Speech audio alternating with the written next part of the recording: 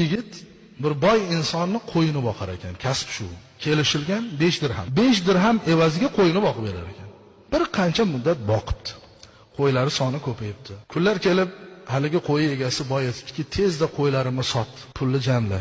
Men shaharga tushishim kerak, boshqa bir ish qilaman. Haligi podachi qo'ylarni sotib, yaxshi pulga sotib, egasiga topshiribdi. Mana shuncha qo'ydi, shunchaga sotdim, mana puli desa, haligi boy inson haligi to'plangan puldan bir bo'lagini, mana bu senga rahmat, baraka top, taqvoli yigit ekansan, halol kasbli inson ekansan.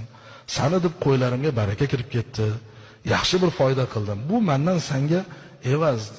Men endi sen bilan ko'rishmayman deb bersa, haligi yigit aytibki, uzr, men sizni pulingizni ola olmayman debdi. Nega ola olmaysan desa, chunki siz bilan biz 5 dirhamga kelishganmiz. 5 dirhamni berdingiz haqqimni. Bundan ortig'i menga halol emas endi. Shunda birdan haligi boy inson qotib qoptida, qo'lini ochib duo qilib, "Ya Rob, buni topgan 5 dirhamiga barakot ber. Halol kasb deb mana bergan narsamni olmadi" deb duo qilib ketibdi. Endi yigit yana yashash kerak, yana kasb qilish kerak.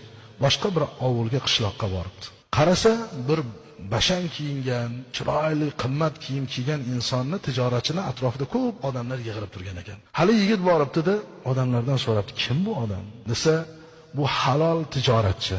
İnsanlar bilan sherikchilikka ish qiladi. İnsanlardan pul oladi, borib tijorat qilib, insonlarga aytgan narsasini olib kelib beradi. Hamma ishonadi. Shunaqa bir solih inson" deb tavsiflashibdi. Hali yigit bir pas o'ylab turib, hamma ketgandan keyin boyi oldiga borib, aytibdiki tijoratchiga, "Mani 5 dirham pulim bor. Arzimagan pul endi 5 dirham. Shu 5 dirhamimni iltimos, sheriklik deb qabul qiling deb, mana shu pulimni evaziga tijorat qiling, foydasiga menga bir manfaatli narsa olib kelib bering."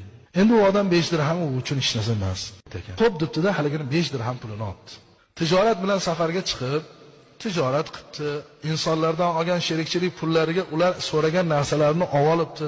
Qarasa kistasida hali yigiti 5 dirham puli qolgan endi. Shu bilan yo'lda ketayotsa, bir semiz kaklikni ushab turgan bir odam sotaman deb turgan ekan. Keyin endi shu quruq bo'lmasin, shunga shu kaklikni olib borib beraman.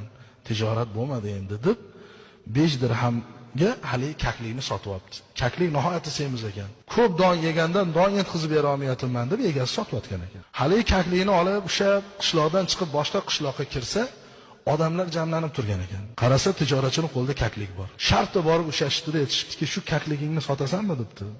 "Nima qilasizlar bu kaklikni?" desa, "Bizda nihoyatda sichqon ko'payib ketdi.